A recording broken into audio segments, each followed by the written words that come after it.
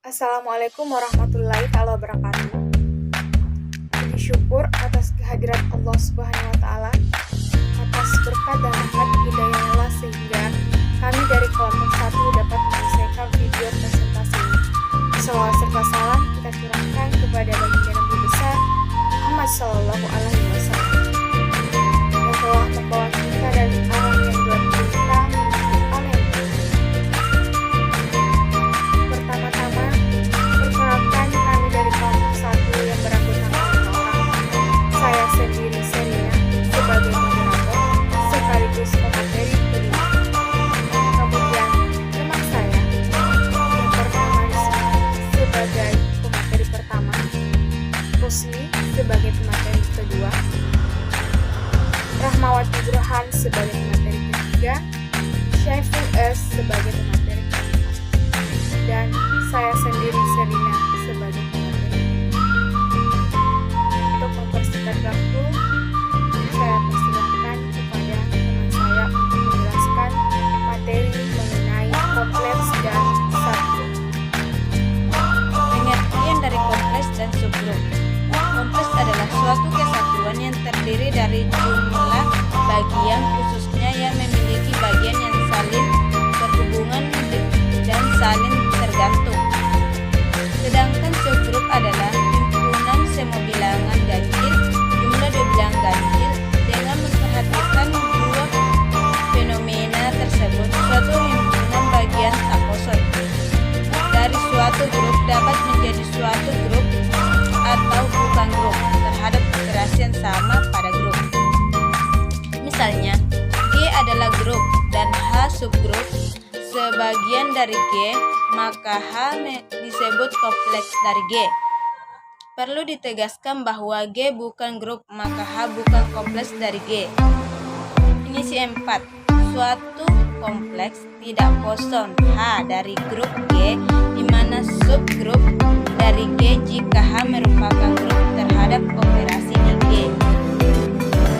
Dalam menggunakan definisi di atas dan pengertian kompleks dapat dikatakan bahwa setiap subgrup dari grup G merupakan kompleks, tetapi tidak semua kompleks dari G merupakan subgrup, karena setiap himpunan merupakan subset dari dirinya. Akibatnya, jika G suatu grup, maka G juga merupakan subgrup dari G. Jika kita bentuk suatu himpunan H sama dengan elemen di mana unsur elemen identitas dari grup G, maka jelas H subset G dan H merupakan grup terhadap operasi yang sama di G.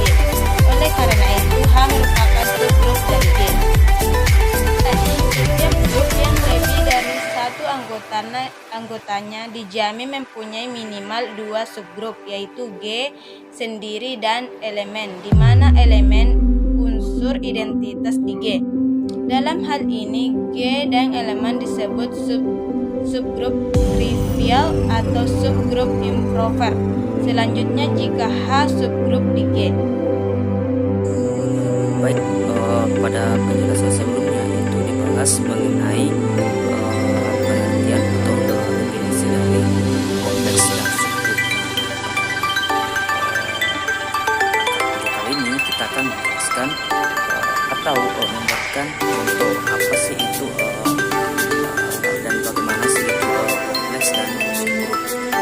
Kita lihat pada contoh satu, misalkan D menggunakan satu I dan I berdasarkan kalian, maka di X membentuk grup. Kenapa dikatakan demikian? Pada materi sebelumnya kita ketahui bersama bahwa suatu himpunan bisa dikatakan grup jika memenuhi 4 syarat atau 4 aksioma, yaitu yang pertama apakah tertutup, kemudian apakah mempunyai sifat asosiatif, dan apakah mempunyai sifat identitas, apakah memiliki inversi. Setelah kita buktikan suatu himpunan tersebut dan memiliki atau memiliki kriteria dari 4 aksioma tersebut, maka bisa dikatakan bahwa himpunan tersebut merupakan grup. Pada contoh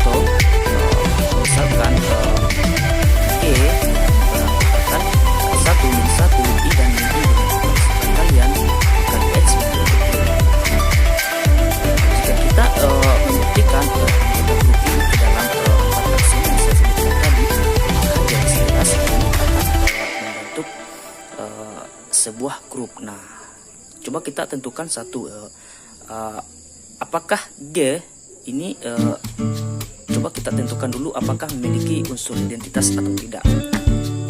Nah, di sini saya melihat bahwa anggota G, unsur identitasnya terhadap operasi binaris atau perkalian adalah 1, dengan setiap G adalah elemen atau anggota G berlaku G kali 1 sama dengan 1 kali G sama dengan G.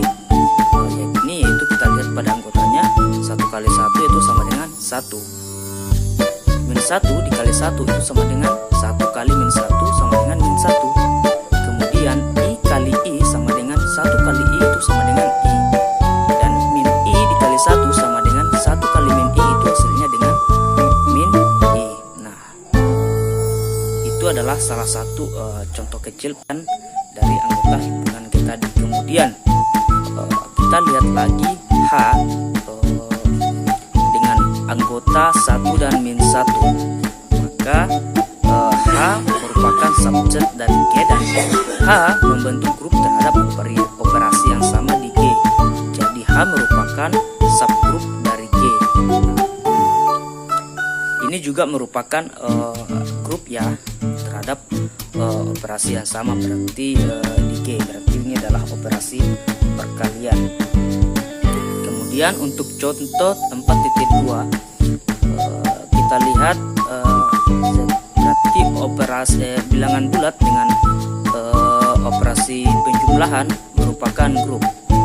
Jadi pertama kita definisi dulu atau mengetahui dulu anggota dari himpunan ini. Berarti bilangan bulat itu misalkan kita ambil contoh anggotanya min 1, 0,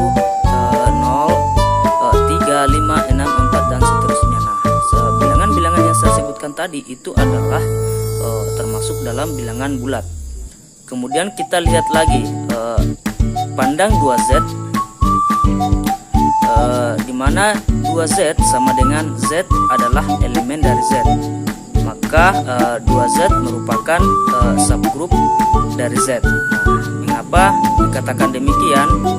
Bisa kita jelaskan sedikit. Sekarang coba kita ambil contoh, misalkan X itu sama dengan 2A dan Y sama dengan 2B. AB itu adalah anggota atau elemen dari Z dan XY adalah bagian atau anggota dari 2Z. Nah, sekarang kita buktikan lagi bahwa XY sama dengan 2A dikurang B sama dengan 2 dikurang dalam kurung A kurang B sama dengan 2Z. Nah, yang termasuk dalam 2Z di sini adalah Z sama dengan dalam kurung A kurang B. Jadi pada contoh ini jelas-jelas 2Z adalah subgrup dari Z di bawah operasi penjumlahan. Nah, kemudian selanjutnya itu ada contoh 4.3. Misalkan M2R dengan entry A, B, C, D di mana sama dengan AB dengan real di mana AD dikurang BC itu sama dengan kosong atau himpunan tak kosong. Kemudian N2 dalam kurung R dengan anggota entry A, B, C, D sama dengan A, B, C, D elemen R atau real di mana AD dikurang BC itu sama dengan 1. Bahwa dengan operasi perkalian matriks maka M2R dan N2R membentuk grup. Jadi N2R merupakan subgrup dari M2R. Selanjutnya kita akan membahas teorema terkait kompleks dan subgrup.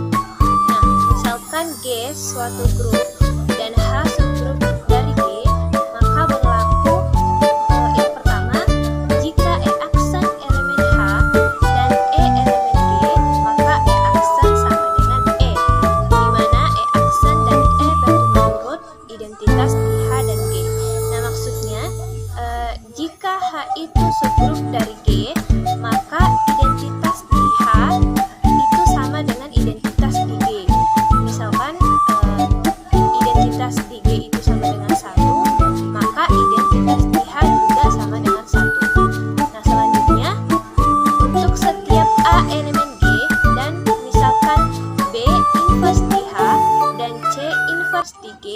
maka B sama dengan C.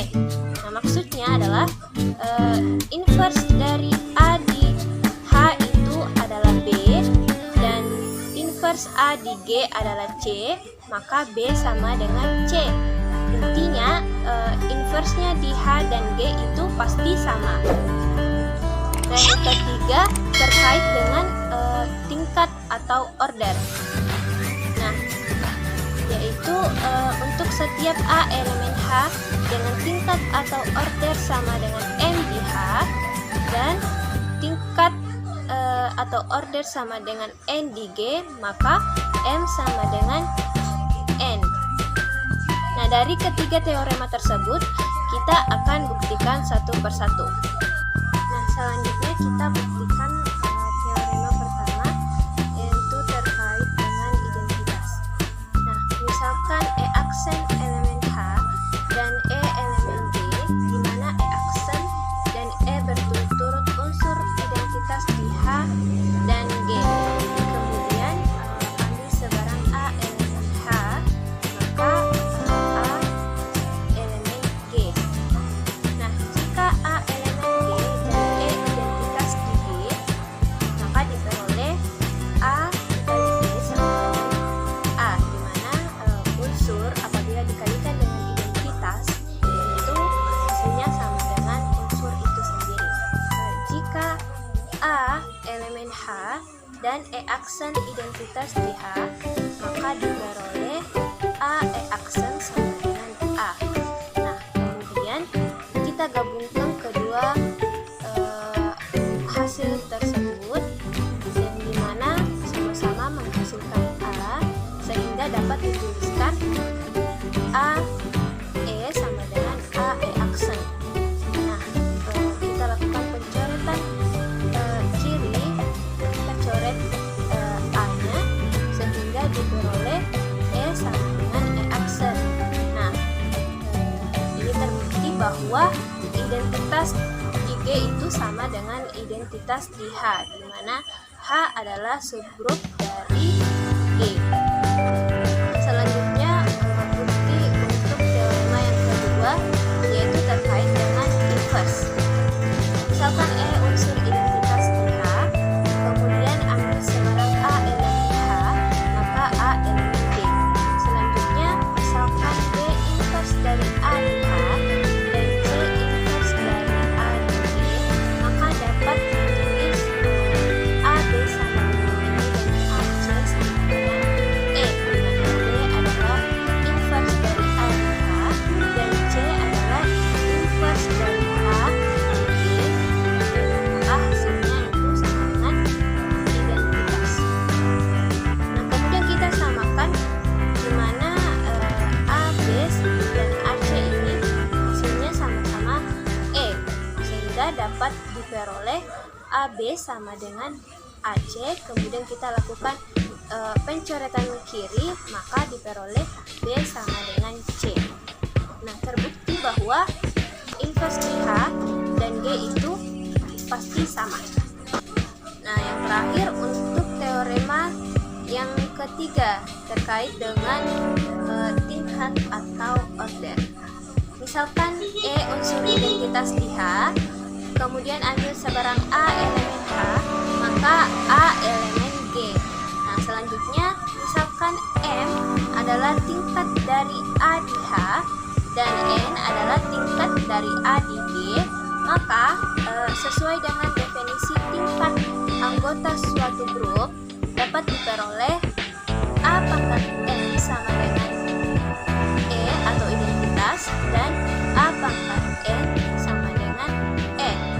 Nah, kemudian kita samakan di mana A pangkat N dan A pangkat N ini sama-sama menghasilkan E, sehingga dapat ditulis A pangkat M sama dengan A pangkat N, atau dapat ditulis tingkat atau order A sama dengan M dan tingkat atau order A sama dengan N, maka diperoleh M sama dengan N. Nah, dari ketiga teorema yang sudah kita bahas, dapat disimpulkan bahwa jika H subgrup dari G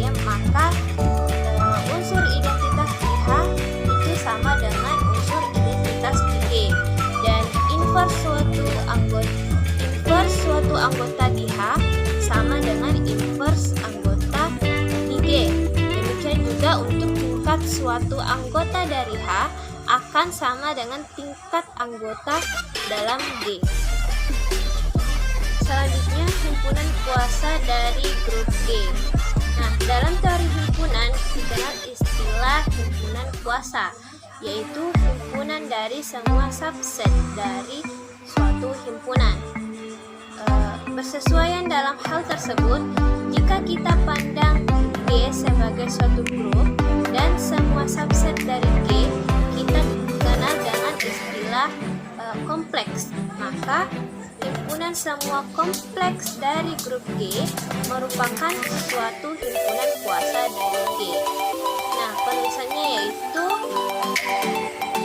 PG itu sama dengan himpunan kuasa dari grup G, atau PG sama dengan himpunan semua kompleks dari G. Baik, definisi 4.3, misalkan H dan K dua kompleks sebarang yang tidak kosong dari grup G, maka perkalian H dan K dinyatakan sebagai HK yang didefinisikan oleh HK sama dengan H elemen H dan K elemen K. Jadi HK merupakan himpunan semua perkalian antara anggota H dengan anggota K. Oleh karena itu, setiap anggota HK berbentuk HK dengan H elemen H dan K elemen K. Jika kita ambil sembarang X elemen HK, maka dapat ditulis X sama dengan HK untuk suatu H elemen H dan K elemen K. Dengan demikian K elemen G karena H merupakan bagian dari G dan K merupakan bagian dari G juga. Maka HK elemen G elemen di H karena G merupakan tertutup. Hal ini menunjukkan bahwa setiap anggota HK juga merupakan bagian dari G. Jadi HK merupakan bagian dari G kompleks dari G. Oleh karena perkalian dua kompleks dari suatu grup tidak merupakan kompleks dari grup tersebut, atau dengan kata lain perkalian kompleks tertutup. Baik, selanjutnya kita tinjau apakah perkalian kompleks memenuhi hukum asosiatif. Dalam arti jika HK dan L masing-masing kompleks dari grup G, apakah dalam kurung HK dikali L sama dengan H dikali KL. Untuk itu kita pandang, yaitu HK dalam kurung HK dikali L sama dengan HK dikali L sama dengan H elemen H dikali K elemen K sama L elemen L. Sedangkan H dalam kurung KL sama dengan H dalam kurung K itu sama dengan H elemen H K elemen K L L, karena HK dan L masing-masing kompleks dari G dan G memenuhi sifat asosiatif. Maka dalam kurung HK dikali L sama dengan H elemen H K elemen K L elemen L, dan sama dengan H dalam kurung K itu sama dengan H elemen H K elemen K L elemen L. Hal ini menunjukkan bahwa dalam kurung HK dikali L sama dengan H dalam kurung KL. Jadi perkalian kompleks memenuhi hukum asosiatif.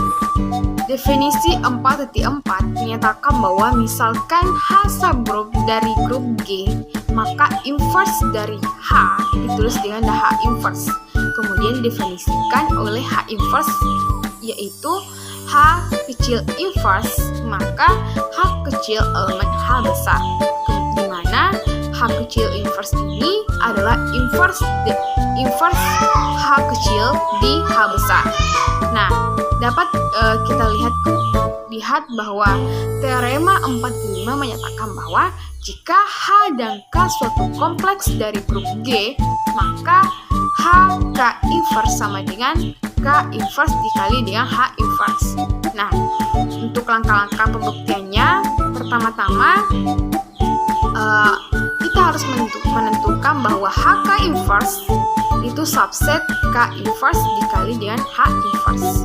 Kemudian yang kedua adalah HK inverse superset dari K inverse dikali dengan H inverse, atau K inverse dikali dengan H inverse subset HK inverse. Nah, langkah pembuktiannya seperti ini. Untuk di bagian pertama, kita ambil sebaran bahwa X elemen dengan HK inverse. Maka X elemen HK inverse yaitu H kecil dengan K kecil inverse. Untuk suatu H kecil elemen H besar, kemudian K kecil elemen K besar. Nah, kemudian kita rubah bentuknya menurut teorema 2.9, yaitu X sama dengan K inverse dikali dengan H inverse. Untuk K kecil elemen dengan K besar inverse. Kemudian H kecil elemen H besar inverse. Maka X sama dengan K kecil inverse dikali dengan H kecil inverse. Elemen K besar inverse dikali dengan H besar inverse. Jadi HK inverse subset K inverse dikali dengan H inverse. Kemudian untuk langkah kedua yaitu ambil sebaran Y elemen K besar inverse dikali dengan H besar inverse. Maka Y elemen K inverse dikali dengan H inverse yaitu Y sama dengan K kecil inverse dikali dengan H kecil inverse. Untuk suatu K kecil elemen K besar inverse dan H kecil elemen H besar inverse. Kita rubah bentuknya menjadi Y sama dengan HK inverse, karena H K elemen G dan G merupakan grup, maka hal tersebut adalah bahwa Y adalah HK inverse, elemen dengan HK besar inverse. Jadi K besar inverse dikali dengan H besar inverse subset dari HK inverse. Jadi dengan menggunakan langkah 1 dan 2 tadi dapat disimpulkan bahwa HK inverse sama dengan K inverse dikali dengan H inverse, bersesuaian dengan bukti teorema 4.5. Itulah tadi materi yang dapat kami sampaikan. Lebih dan kurangnya mohon dimaafkan. Wabillahi taufiq wal hidayah. Wassalamualaikum warahmatullahi wabarakatuh.